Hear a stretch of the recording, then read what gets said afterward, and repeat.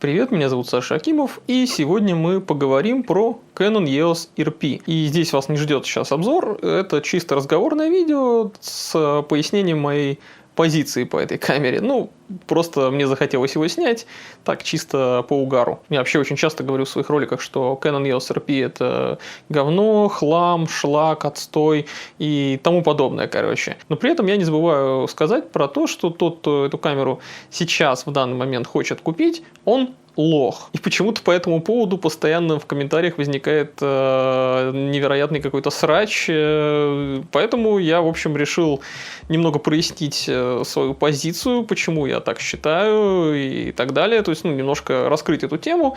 Потому что, что-то совсем уж некоторые овощи там в комментариях разбушевались. Парочку особо буйных даже пришлось забанить.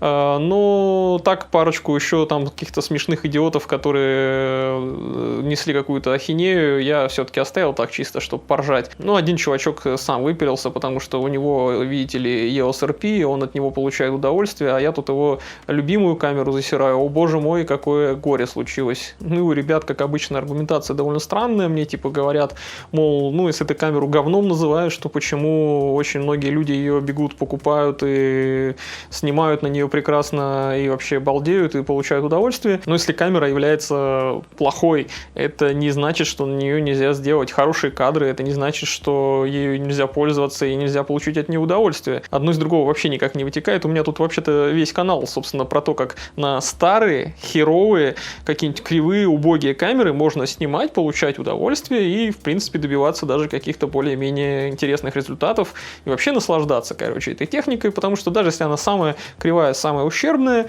все равно можно от нее кайфануть. Приводят мне еще какие-то странные примеры, типа Илья Скати купил РП себе, или там Марк Рыбак купил себе РП, и что, замечательно, я рад за них, молодцы ребята, они прекрасные блогеры, которые знают свое дело, и фотографы, в общем-то, неплохие. Эти ребята, собственно, знают, зачем эта камера, что они от нее хотят, и какие у нее возможности. И я сомневаюсь, что хоть один из них считает ее просто там охуенной какой-то, чудесной или божественной.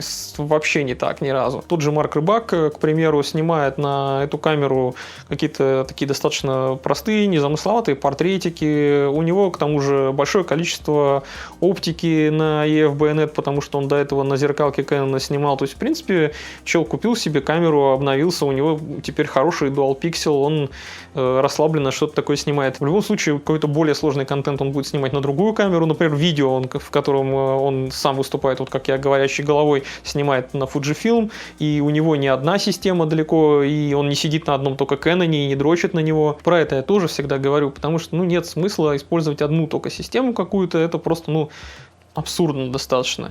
Я использую более-менее все системы, которые существуют. То есть какие-то в большей степени, какие-то в меньшей степени. И под разные задачи их стараюсь использовать. Когда мне, например, хочется быть налегке, или когда мне надо снимать с электронным затвором, без роллинг-шаттера, или там для стрита, чаще всего я беру какую-нибудь микру, например. Если мне надо будет снять какой-нибудь серьезный пейзаж, где там жесткие перепады будут всего на свете, мне нужен динамический диапазон, я возьму, конечно, там полный кадр или средний формат. Также не запираюсь я и в рамках какого-то бренда, типа Canon, Nikon, Fujifilm, Olympus, не знаю, там еще что-то такое. И такой вот всеядный подход, как у меня, я считаю более разумным для меня. Может быть, вам он не подходит, вы там конкретно дрочите на какую-то одну систему, жить без нее не можете и вообще, так сказать, души в ней не чаете. Да и, пожалуйста, только не надо при этом тогда токсичить, если я на вашу систему какой-то гон произвожу. Потому что, если я говорю, что, например, Canon говно какое-то, это не значит, что весь Canon на свете существующий говно. Я сам использую большое количество камер Canon, даже вот сейчас записывается на Canon, к примеру. Но еще меня вот эти гневающиеся комментаторы или там расстраивающиеся комментаторы, я не знаю, как еще назвать, там, обескураженные ребята, просто, как-то тоже немного удивляют. Чел, почему тебя настолько сильно волнует, что какой-то хуй в сети, это про себя я говорю, говорит про то, что ты лох, и про то, что твоя камера говно. Да и что дальше-то? Тебе обосраться и не жить после этого? Или что, у тебя там весь мир перевернулся от этого? Как вообще себя чувствуешь? Это какое-то ребячество, если не сказать детский сад. Вы как вообще живете-то на этом свете? Вообще до седых мудей дожили многие многие из вас, я чувствую, потому что там какие-то старперы в основном срутся со мной. Я же, в принципе, с вами в спор какой-то или в полемику не вступаю. Я не троллю вас, не разжигаю какой-то розни. Я просто констатирую обычный, совершенно обыденный факт, что Canon EOS RP — это говно. Это все, что вы бы начали со мной спорить, когда я бы сказал, там, что, не знаю, солнце греет, трава зеленая, небо голубое. Ну, типа, это просто обыденность. Ну Canon RP говно, и что дальше? Но от этой примитивной риторики давайте перейдем все-таки более к каким-то техническим, приземленным вещам и постараемся разобраться, почему я считаю, что Canon EOS RP плохой. Будем даже говорить, что он не говно, а просто плохой. Потому что слово говно в этом ролике прозвучит очень еще много раз, и я даже не хочу считать. Может быть, на монтаже не поленюсь, запущу какой-нибудь вот здесь, не знаю, тут или тут в углу какой-нибудь счетчик, сколько я раз сказал слово говно. Ну и начнем, пожалуй, с истории и с позиционирования этой камеры. Как у меня на канале, в общем-то, принято, углубимся немножко в контекст. У Canon еще даже с пленочной эпохи, но мы сейчас про цифровую эру говорим, так что будем считать, что отсчет вести с нулевых, сформировалась более-менее логичная линейка. То есть у них есть единички, там 1D, то есть 1DS там условно для студии, 1DX для какого-то спорта. Ну, то есть это максимально крупные, максимально удобные, с большим количеством органов управления, с комбинированной такой вот рукояткой. То есть ты можешь и в портретном положении снимать, и так горизонтально. То есть, прекрасные топовые модели, к ним вопросов практически не имеется. Потом в 2005 году они сделали действительно прорывную 5D, первый 5D Classic, так называемый, который стоил дешевле всех остальных полных кадров на свете. Его тогда прям все кинулись покупать. Камера уже даже по тем меркам, в принципе, была не то чтобы уж прям выдающаяся, но она забавная. У меня даже сейчас первый пятак есть, мне он просто нравится, чисто для души, приятная камера. Технически она отсталая и так далее, но она просто веселая. Главным плюсом, по большому счету, у первого пятака было то, что, во-первых, он, чуть доступнее, $3000, конечно, так звучит не очень доступно, но другие стоят гораздо дороже. И плюс ко всему к нему подходит огромный парк оптики, который уже у Canon накопился на EF байонете. На вторичке эта оптика стоит недорого и можно использовать, в принципе, из-за того, что там маленькое разрешение, там всего 12,7 мегапикселов, насколько я помню, можно использовать пленочные объективы. Я вот с большим удовольствием сейчас использую 28-105, f3.5, f4.5. Охеренный объектив, прекрасно эту камеру разрешает, и на него снимать одно удовольствие. В 2008 году выходил EOS 5D Mark II, там стала матрица на 20 мегапикселов, но в целом он как бы не стал шустрее снимать, автофокус там никак не поменялся по сравнению с первой пятеркой. Вот как раз достаточно серьезное обновление у линейки вышло в 2012 году, Canon EOS 5D Mark III. И в том же году с таким же процессором, модель сильно попроще, с максимальным упрощением во всем, и с меньшим количеством органов управления, и с матрицей, и не самый выдающийся пример, но такой же, на самом деле, как в 2008 году была у второго пятака. Очень доступный, зато полный кадр Canon EOS 6D. Камера не была какой-то выдающейся и какой-то супер крутой, но опять же это был такой относительно легкий доступ к полному кадру. На момент выхода она стоила $2000. И, наверное, в 2012 году, в принципе, это был не самый худший вариант, если ты хочешь перейти, например, с какого-нибудь уже устаревшего кропа, того же Canon, или ты просто хочешь купить себе первую камеру и научиться на ней снимать. Нормальный вариант. Это еще куда ни шло. Камера так себе, конечно, но сойдет. Например, какому-нибудь бомбили, у которого 5D Mark II с дважды помененным затвором, переходить на 6D смысла большого не было. Абсолютно, в принципе, такая же камера, как и эта. Реально примерно такая же камера, как второй пятак, только, чуть пошустрее за счет более нового процессора Digic 5+. Примерно с такой же, если буквально не с такой же матрицей на 20 мегапикселов, с таким же хреновеньким динамическим диапазоном. Так что сейчас уже постфактум, про прошлое рассуждая, можно понять, что, наверное, как первая камера это был бы не лучший вариант. И если вот у тебя до этого не было каких-то объективов Canon, и ты никогда вообще до этого ничего не снимал, и хочешь научиться, наверное, было бы лучше купить скорее тогда Nikon D600 какой-нибудь. Nikon D600 тоже не лишен недостатков, но там ничего такого супер критического с ним не происходило. Он даже по сей день вполне себе актуальные снимки может делать. У него прекрасная матрица на 24 мегапикселя с большим динамическим диапазоном, хорошие гибкие картинки выдающие. Но, тем не менее, многие люди покупали Canon EOS 6D, соблазненные, конечно же, ее доступностью и, в принципе, простотой в освоении. Камера действительно простая, как 3 копейки. На нее легко начать снимать. Ну и, как я уже сказал, камера посредственная даже для 2012 года, но достаточно успешная в плане продаж. Ну и после обновления этой линейки, появления вот этой новинки, все ждали каких-то новых свершений от Canon. Ну а там что-то сильно долго мяли сиськи, аж до 2016 года. Тогда появился Canon EOS 5D Mark IV. И камера достаточно спорная, в ней немало косяков, немало глупых каких-то решений. Но в основном какие-то претензии к ней, они связаны с тем, что у людей были слишком уж завышенные ожидания от нее. Как универсальное какое-то устройство и комбайн для создания контента, она, конечно, довольно смешно смотрелась до 2016 года. Но как именно фотоаппарат, это достойная вещь даже до сих пор. То есть, если ты сейчас купишь себе 5D Mark IV, ты можешь делать отличнейшие снимки. У него прекрасный новый сенсор на 30 мегапикселов, там и динамический диапазон отличный, не только разрешение. Причем динамический диапазон, как понимаете по моему рассказу, это не было свойственно для Canon, чтобы был хороший. Здесь он действительно отличный даже сейчас. Ну и в режиме Live View там уже достаточно неплохой прокачанный Dual Pixel появился с хорошим слежением и в видео, и в фото. В остальном, конечно, получилась несколько устаревшая по ряду решений камера. Устаревшая, я имею в виду, уже на момент выхода. Особенно там удручающие, конечно, видеовозможности. Ну а в 2017 году появился Canon EOS 6D Mark II.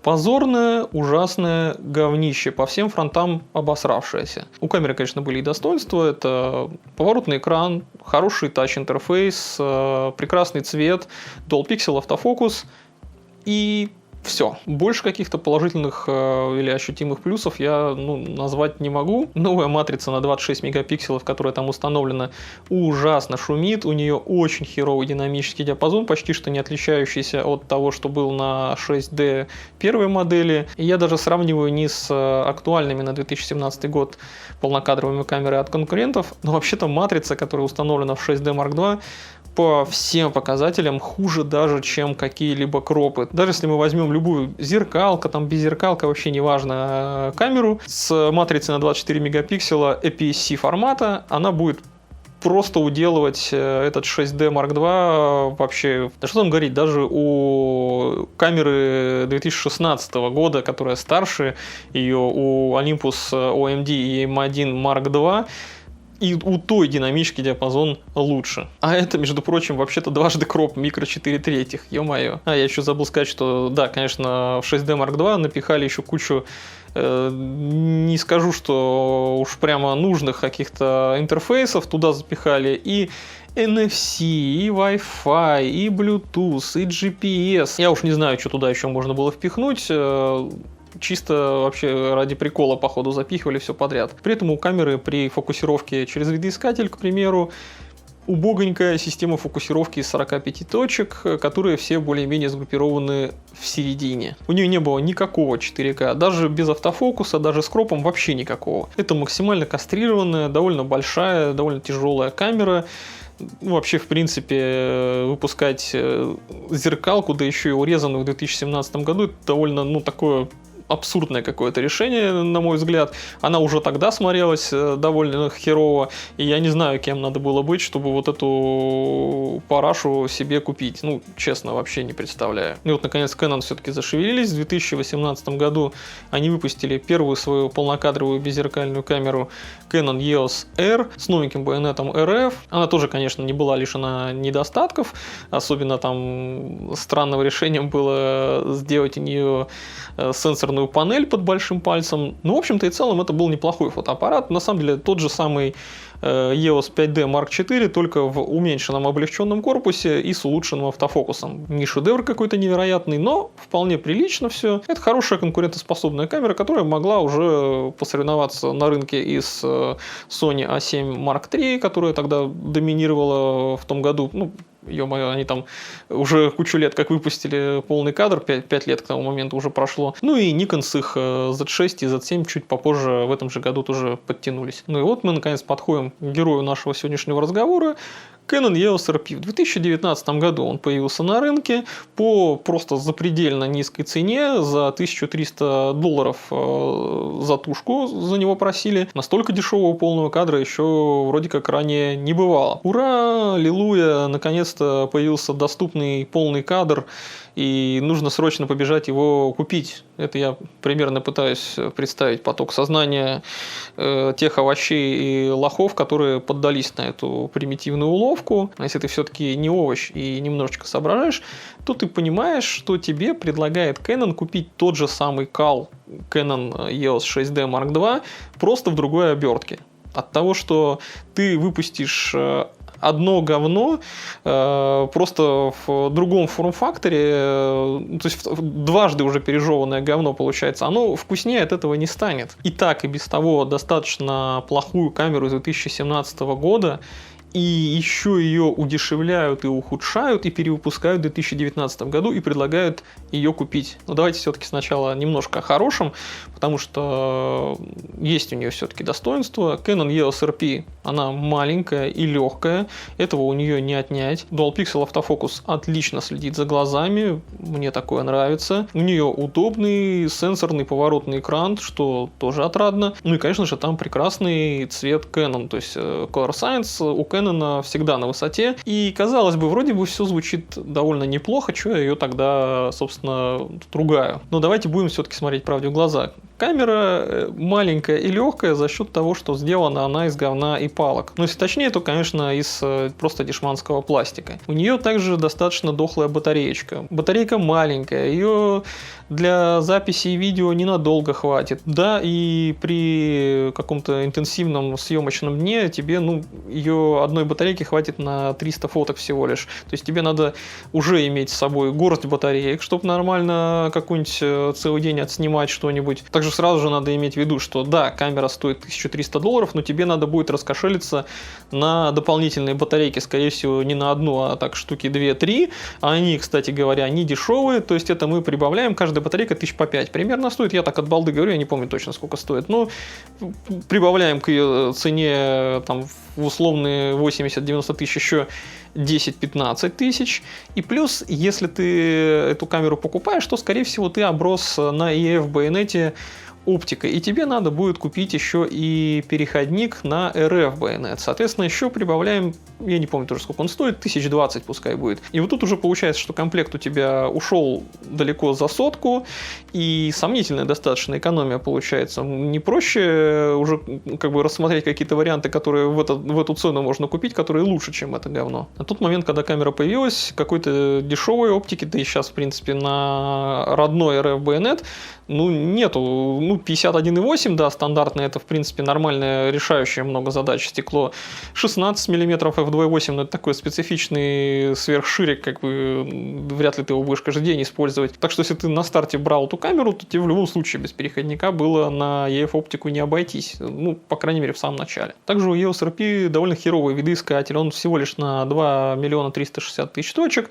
Да, вроде бы показатели неплохие, но у него и увеличение не очень-то большое, и он довольно низкого качества, там по краям какая-то рябь. То есть он, в принципе, выглядит как тот, который примерно стоял на дюймовке G5X, на которую я обзор делал. Там это терпимо, потому что это дюймовочка, это маленькая камерка, и ты особо не придираешься, все равно через экранчик в основном снимаешь. А тут у тебя полнокадровая камера, хуё-моё, и видоискатель как в дюймовке стоит. И ругать камеру за один слот для SD-карточки, который находится в батарейном отсеке, я смысла не вижу. Меня лично это вообще особо не беспокоит. А вот за видеовозможности RP-шку стоит поругать, потому что здесь довольно-таки мыльная Full HD, в котором есть, да, полноценный автофокус. Full HD, в принципе, можно на него снимать, ничего страшного, там шарпа можно накинуть на посте. А вот 4К в ней присутствует только номинально. Во-первых, оно пишется с охеренно большим кропом, во-вторых, там нет абсолютно никакого Dual Pixel, только контрастный фокус, который просто немощный, он ничего не может, и это бессмысленно им пользоваться, там придется все равно ручками наводиться. Честно говоря, лучше бы никакого 4К не завозили, как на EOS 6D Mark II, и не позорились бы. Но по фоточасти здесь остались те же самые ужасы, что были и в том же 6D Mark II. Та же самая матрица на 26 мегапикселов. Старая уже получается, она была и в 2017 году неудачная, с херовым динамическим диапазоном, с высокими шумами на повышенном ISO. Ну, конечно, там нет ничего такого супер критичного. Для фото камера вполне себе более-менее нормальная. Если ты никаких сложных сцен не снимаешь или каких-то невероятных требований ты к ней не предъявляешь, а просто там, не знаю, шлепаешь портретики какие-то, особенно если ты в студии, там вообще без разницы.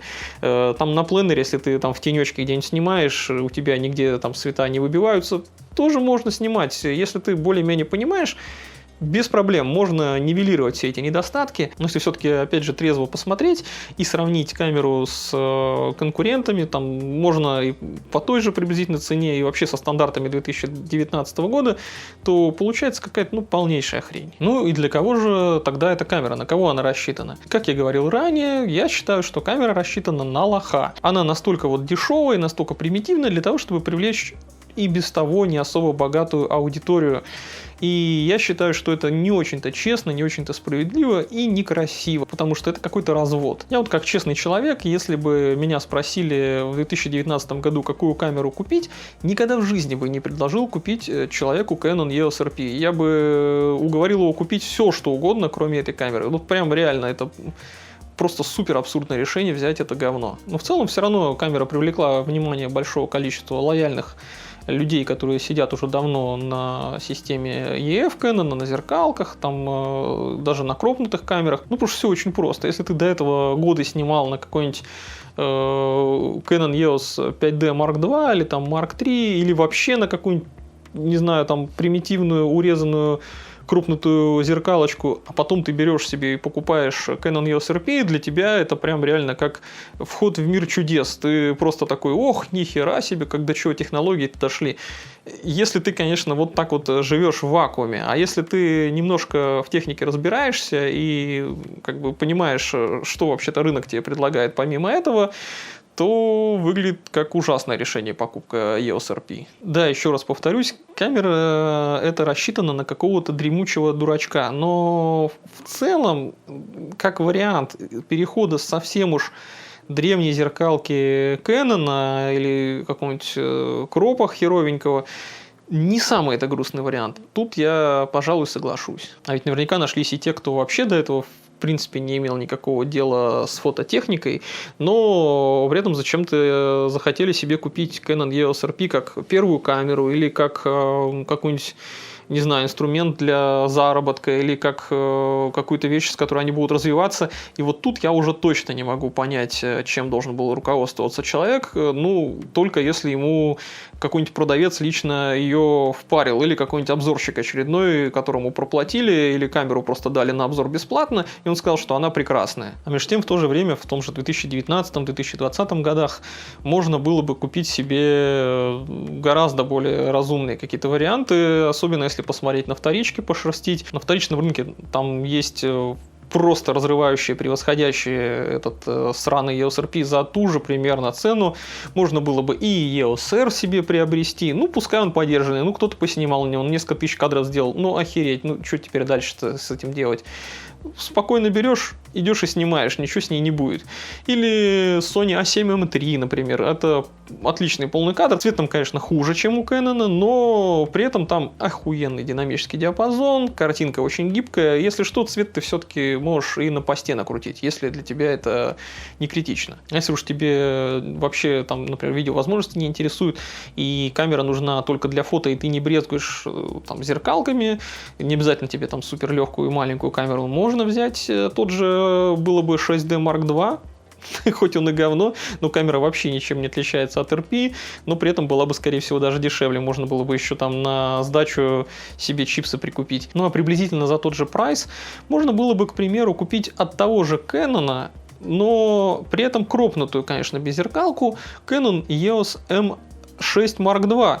И EOS M6 Mark II превосходил бы этот сраный RP во всем. не в смысле в прошедшем времени превосходил, он и сейчас превосходит, понятное дело. Там и динамический диапазон лучше, и матрица на 32 мегапикселя, и Dual Pixel, кстати говоря, лучше работает, потому что там обновили алгоритмы, там все лучше. А батарейка, да, батарейка та же, и экранчик немного дурацкий, но в целом, если здраво вот так рассудить, вот у тебя на одной чаше весов M6 Mark II, а на другой RP. M6 Mark II реально лучше будет. То есть у тебя у RP нет никаких преимуществ, кроме того, что это полный кадр. И покупать себе полный кадр ради того, чтобы у тебя бакешка была по нажористе, это просто тупо, потому что на тот же M6 Mark II ты можешь купить себе Sigma 56 мм f1.4, и у тебя будет прекрасная бакешка, примерно такая же, как у тебя была бы на RP-шке, на которую ты бы нацепил 85 1.8 EF. Вот реально, вот без шуток, такая же приблизительно была бы. Полный кадр есть смысл покупать, если тебе нужна большая гибкость, то есть если тебе нужен больше динамический диапазон,